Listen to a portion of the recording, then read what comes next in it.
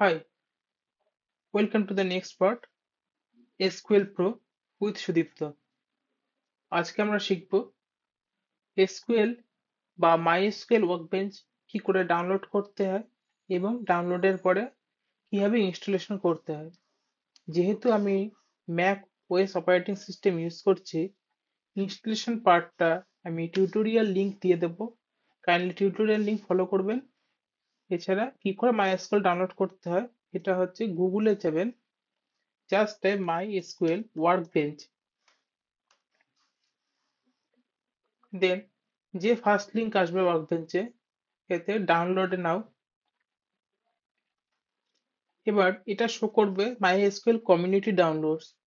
Community ডাউনলোডসটা আমরা, যেহেতু এটা বাই ডিফল্ট ম্যাক ওএস নিচ্ছে, আমরা উইন্ডোজে যাব। উইন্ডোজে 42 MB একটি ফাইল আছে, এটা ডাউনলোড করতে হবে। অথবা আপনি ডাইরেক্ট আগে কমিউনিটি সার্ভার এডিশনে গিয়ে উইন্ডোজ থেকে আগে সার্ভার ডাউনলোড করবেন, যেটি অ্যারাউন্ড যে 64 বিট অপারেটিং সিস্টেম হয় 825 MB, দেন ওয়ার্কবেঞ্চ ডাউনলোড করবেন। কারণ আমরা মাইএসকিউএল ইউজ করছি দুটো ভাগে, একটি মাইএসকিউএল ওয়ার্কবেঞ্চ যেটাতে আমরা মাইএসকিউএল কে অপারেট করব, আমি কোডস লিখবো, কোয়ারি শো করব।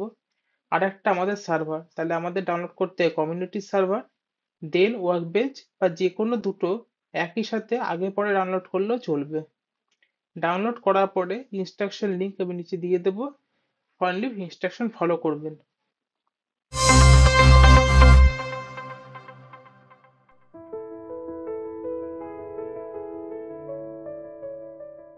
এর সিলেক্ট কমেন্ট থেকে শুরু করছি। সিলেক্ট কমেন্ট কি? ধরুন আপনার এসকিউএল এ 100টা ডেটা আছে, তাতে কলাম আছে 10টা, রো আছে 100টা। এবার এটা তো একটি ফাইল ফরম্যাটে এসকিউএল সার্ভারে কোথাও না কোথাও সেভড আছে। আজকে আপনি এসকিউএল এ এমন একটি কমেন্টস প্রেস করতে হবে যা দিয়ে পুরো ফাইলটা একবারে অ্যাট এ গ্লাস আপনি দেখতে পারেন। ইন সহজ ভাষায় বলতে গেলে, একটি এক্সেল ফাইলকে মাউস দ্বারা ডবল ক্লিক করে যেভাবে আমরা ওপেন করি, সেভাবে এসকিউএল কেও একটি সংকেত দিয়ে পুরোপুরি এসকিউএল কে দেখতে গেলে তার সিনট্যাক্স হলো select from. Select from, select into from. এই মাল্টিপ্লিকেশন ফরম্যাশনটা ইউজ হয় সিলেক্টর ফর্মের মধ্যে কানেক্টিভিটি হিসেবে। সিলেক্ট ফ্রম হচ্ছে এসকিউএল এর জেনারেল সিনট্যাক্স হিসেবে ইউজ করি। দেন যে কাস্টমার এবং কোলন আছে, এটা হচ্ছে আমার ডেটাবেসের নাম। এটা কাস্টমার হতে পারে বা যেটা ডেটাবেস আমরা ইউজ করব তার সংশ্লিষ্ট নাম হতে পারে। এবার এসকিউএল এর ক্ষেত্রে আমি ফরম্যাটটি ইউজ করার আগে একটি টিপস অ্যান্ড ট্রিক্স, যেটা অনেক অ্যাডভান্স লেভেল এসকিউএল ক্লাস করা স্টুডেন্টেরও ভুল হয়। এক, আমার কাছে কিছু প্রি ডিফাইন্ড এসকিউএল ফাইল আছে, যেরকম আমরা এক্সেল এর ফাইলের এক্সএল এই ধরনের এক্সটেনশন আমরা ইউজ করি, এক্সেল এক্সএস। সেখানে এসকিউএল এর ফরমেশন হচ্ছে ডট এসকিউএল। যদি একটি মাইক্রোসফট ম্যানেজমেন্ট স্টুডিও হতো, সেটা হতো ডট ডিবিও। তাহলে এসকিউএল এর ক্ষেত্রে কখনই আমরা এসকিউএল ফাইলকে ডাইরেক্ট ওপেন করব না। ধরুন আপনি এসকিউএল ফাইলকে ডাইরেক্ট ডবল ক্লিক বা প্রেস এন্টার করে ওপেন করলেন, জাস্ট আপনার টেক্সট ওয়ার্ড বা এক্সেল ফাইল যেভাবে ওপেন করেন, আপনার এখানে কি দেখাচ্ছে? এই যে রান বাটনটা, এটা অটো ডিসেবল এবং উপরে আছে আনকানেক্টেড। ইন্টারভিউ ক্ষেত্রে এই পয়েন্টগুলো খুব বেশি আছে যারা ফ্রেশার্স বা কেরিয়ার মুভ করছে, কারণ তাদের অত সিনটেক্স কমপ্লেক্সিটি না থেকে তাদেরকে টেকনিক্যাল কমপ্লেক্সিটিতে বেশি ধরা হয়। প্রথম কথা, আমি ওপেন করেছি এক্সকিউএল ওয়ার্কবেঞ্চ। ওয়ার্কবেঞ্চ হচ্ছে একটি খাতা যেখানে আপনি অঙ্কটা করবেন। অঙ্কের বইটা হচ্ছে আপনার এসকিউএল সার্ভার। তাহলে আপনাকে আগে বইটা জোগাড় করতে হবে, প্রশ্নটা ওখান থেকে পড়বেন। তাহলে এই যে ফাইলটা, এটা আপনি রেজাল্টটাকে ওপেন করে ফেলেছেন, মানে অ্যান্সারটা ওপেন করে ফেলেছেন, কিন্তু কোশ্চেনটা আপনার কাছে নেই। তাহলে কোশ্চেন করতে গেলে আগে আপনাকে পুরো ফাইলকে বন্ধ করতে হবে। পুরো আমার এসকিউএল বন্ধ। ফার্স্ট আমাকে এসকিউএল ওয়ার্কবেঞ্চ ওপেন করতে হবে। আমার মাই কানেকশনে ডবল ক্লিক করার পরে আমার অটোমেটিক্যালি এসকিউএল লোকাল ইনস্ট্যান্স 3306 আমার কানেক্টেড হয়ে গেছে, মানে আমার সার্ভার কানেক্টেড আছে। সার্ভার স্ট্যাটাস চেক করার জন্য server is right now running, সার্ভারের সিপিইউ লোড, এগুলো হচ্ছে টোটালি অফলাইন সার্ভার। আপনার সিস্টেম ইউজ হচ্ছে, তারা অফলাইনে ডেটা দিচ্ছে। যদি এটা ক্লাউড সার্ভার বা ক্লাউড কানেক্টেড হতো, আমরা ট্রাফিক সবকিছুই নির্ভর করতো সেই সার্ভারের গতিবিধি এবং ডেটার কতটা কোয়েরি আসছে তার উপর। প্রথম কথা, আপনার এই যে ফাইলটা এবার কি শো করছে, ওপেন হয়েছে টোটাল এসকিউএল এর রিটেন অ্যাপের মধ্যে। এবার আপনাকে এসকিউএলটাকে এক্সিকিউট করতে হবে। এসকিউএল এক্সিকিউশন হচ্ছে কোনো ফাইলকে রান করানোর নিয়ম। কারণ আপনি যখন ফাইলটাকে ওপেন করেছেন, আপনার এসকিউএল এ ফাইলটা নেই, ধরে নিতে হয় ফাইলটা নেই, আপনি কোনো থার্ড পার্টির থেকে ফাইলটা কপি নিয়েছেন। সেই থার্ড পার্টি থেকে ফাইলটা কপি নিয়ে আপনাকে ফার্স্টে এসকিউএল এ রান করাতে হবে, কারণ ফাইলের কপিটা যাতে আপনার সার্ভারে কপি পেস্ট হয়, ফাইল সার্ভারে আপলোডেড হয়। তা আপলোডের নিয়ম হচ্ছে ফার্স্টে ওপেন করে এক্সিকিউশনে ক্লিক করা। আপনার এক্সিকিউশন ক্লিক হয়ে যাওয়ার সাথে সাথে এখানে সমস্ত কিছু গ্রিন আইকন আসবে। যে এররটা আসছে এটা কোনো কারণে পার্টিকুলার কোনো সিনটেক্স এররের জন্য শো করছে। বাদ বাকি যতগুলো আমাদের গ্রিন আসছে সেগুলো সাকসেসফুলি আমার কাছে কাজ করেছে। এরপরে আমি একটা নতুন কোয়েরি ওপেন করব। এবার আমরা দেখব সিলেক্ট ফাংশন বা যে সিনট্যাক্স আমরা ইউজ করে পুরো ডেটাবেসের ইনবিল্ড যে ডেটা সেটা আমরা চেক করতে পারবো। নাও আমরা এখানে ইউজ করছি এসকিউএল ইনভেন্টরি। ইনভেন্টরির মধ্যে টেবিল আমাদের আছে হচ্ছে প্রোডাক্ট। তাহলে প্রোডাক্টস থেকে আমরা ডেটাটা শো করবো প্রোডাক্টস কি কি আছে। তাহলে সিলেক্ট প্রোডাক্টস, প্রোডাক্টস এর মধ্যে কি কি ডেটা আছে সেটা আমাদের এখানে সঙ্গে সঙ্গে শো হয়ে গেল। যে আমাদের চারটে কলম আছে, প্রত্যেকটা প্রোডাক্টের নাম বা নাম, কোয়ান্টিটি এবং ইউনিট প্রাইস আসছে। তাহলে এর দ্বারা আমরা কি শিখলাম, যে এই সিলেক্ট ফর্ম দিয়ে কোনো ডেটাবেসে সম্পূর্ণ তথ্য আমরা এসকিউএল ওয়ার্কবেঞ্চের মাধ্যমে ইউজ করতে পারি। নেক্সট, আমরা যে সিনটেক্স ইউজ করছি সেই সিনটেক্সের সাথে কোনো কিছু কমেন্ট করতে গেলে যেরকম আমরা এক্সেলে পাশে রো বা কলমে লিখে রাখি কোনো পার্টিকুলার কমেন্ট, যেমন কোনো নোটস, ন্যারেশন, সেরকম এসকিউএল এর ক্ষেত্রে করতে গেলে আমাকে দুটো পাশাপাশি ড্যাশ ইউজ করতে হবে। This is comment. এই দিস ইজ কমেন্টের মধ্যে আমি যে কোনো কিছু লিখতে পারি, কিন্তু যখন আমি এসকিউএল কে রান করাবো,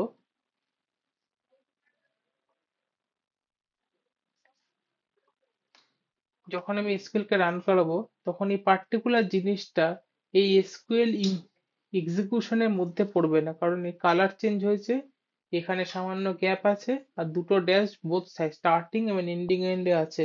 তাহলে এটা হচ্ছে কমেন্ট। কমেন্টের ব্যবহার আমরা কখন করব,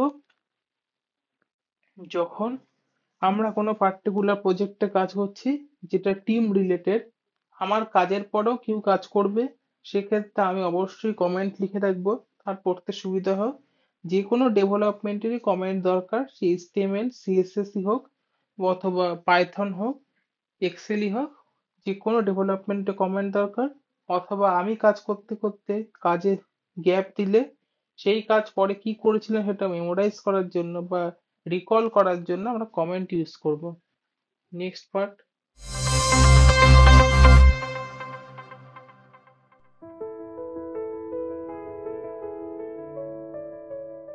নেক্সট ইউজ করছি হোয়ার ক্রস, রোলিং 1 2 3 4, হোয়ার ক্লজ।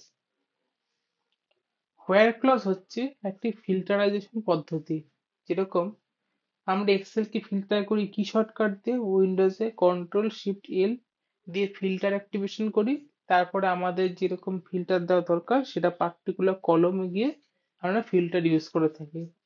সেরকমই ফিল্টার করে কোনো রেজাল্টকে আমাকে ড্রিভেন করতে গেলে বা রিট্রিভ করতে গেলে, যেহেতু এটা কোনো জিইউআই সিস্টেম নয়, এখানে কোনো ম্যানুয়ালি ফিল্টার আমি ইউজ করতে পারবো না, সেক্ষেত্রে এসকিউএল এর ক্ষেত্রে ফাংশন হচ্ছে হোয়ার। হোয়ার মানে কোথায়, মানে কোনো হচ্ছে লুক আপ করছি এই পার্টিকুলার প্রোডাক্টে, কোনো কিছু লুক আপ করছি কোনো পার্টিকুলার জিনিসে। যেরকম আমি আবার লিখলাম select from products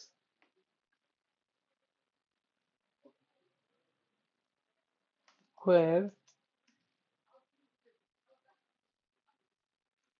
unit underscore price equals to,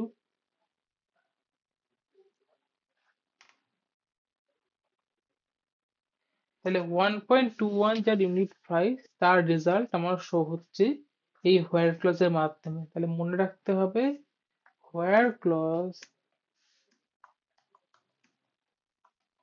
is used to filter the database, ডেটাবেসকে ফিল্টার করতে কাজে লাগে।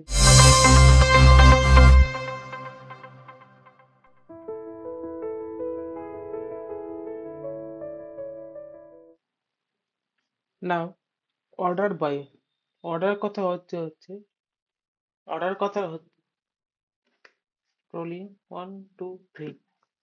নাও order by clause, order by ক্লজের ফাংশন হচ্ছে কোনো কিছুকে অ্যাসেন্ডিং অথবা ডিসেন্ডিং মানে বড় থেকে ছোট বা ছোট থেকে বড় অর্ডারে তাকে সাজানো।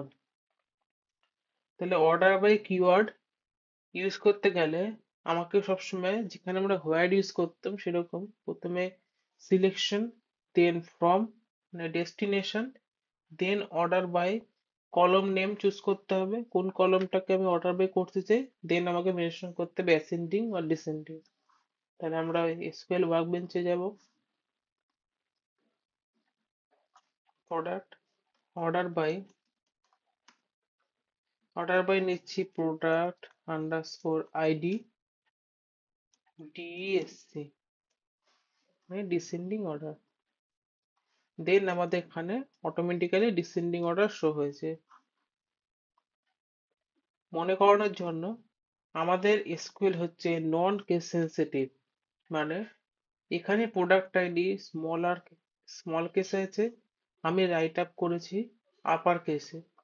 তাই যেহেতু নন কেস সেনসিটিভ তাহলে এখানে কোনো এরর আসছে না, রেজাল্ট ইন পারফেক্ট ম্যানারে আসছে।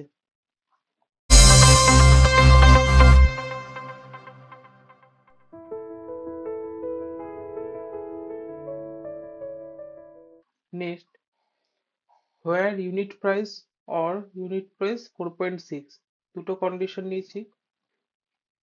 যখন আমরা অর ইউজ করব তার মানে যে কোনো একটা ট্রু হলেই আসবে, এই জন্য দুটো রেজাল্ট আমার কাছে শো করবে।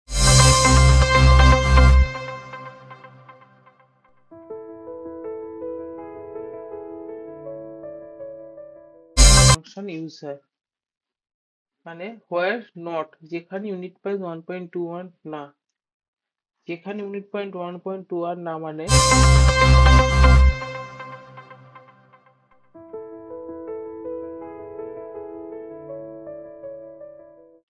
নাও এ নাল ভ্যালু। যখন আমরা লার্জ স্কেল ডেটা সেটে কাজ করব, যেটি ডাইনামিক ডেটা সেট বা কোনো পার্টিকুলার এপিআই কানেক্টেড, তখন আমরা দেখব কিছু জিনিস আমাদের কাছে নাল আসবে, মানে কোনো কলমে আমাদের পারফেক্ট ডেটাও আছে আর ইমপারফেক্ট বলতে নাল ভ্যালু আসছে।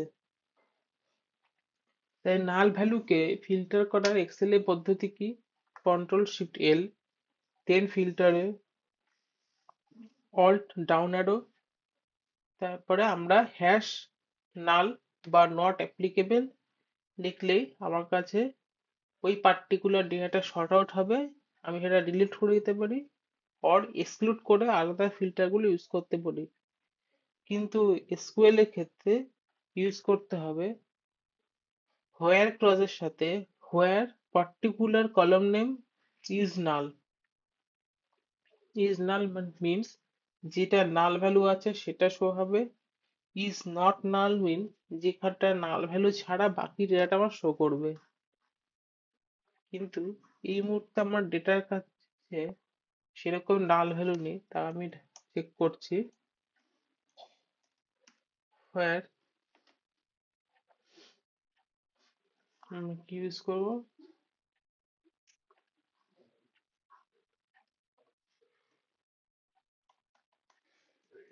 Unit price not null.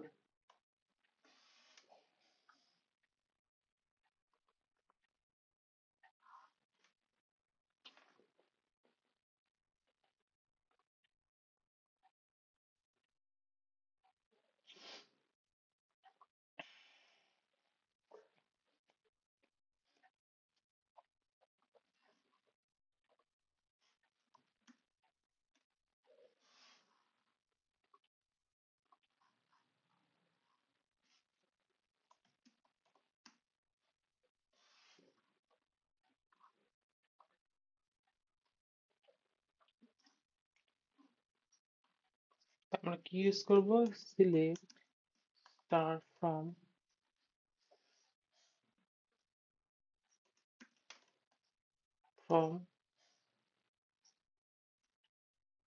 SQL inventory where unit price is not null.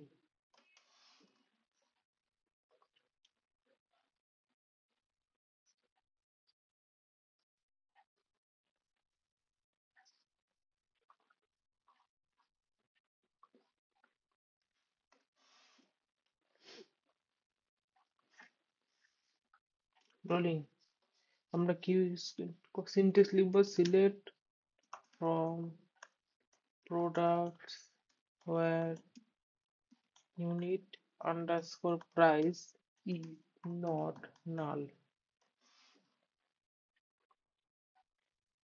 is not null মানে নাল ছাড়া সমস্ত ভ্যালু আমার শো হচ্ছে, এবং নিচে ভ্যালু যেহেতু ব্ল্যাঙ্ক আছে তো লাস্ট যে রেঞ্জ আছে বা সেল আছে সেখানে আমাকে নাল দেখাচ্ছে। কিন্তু যদি এটাকে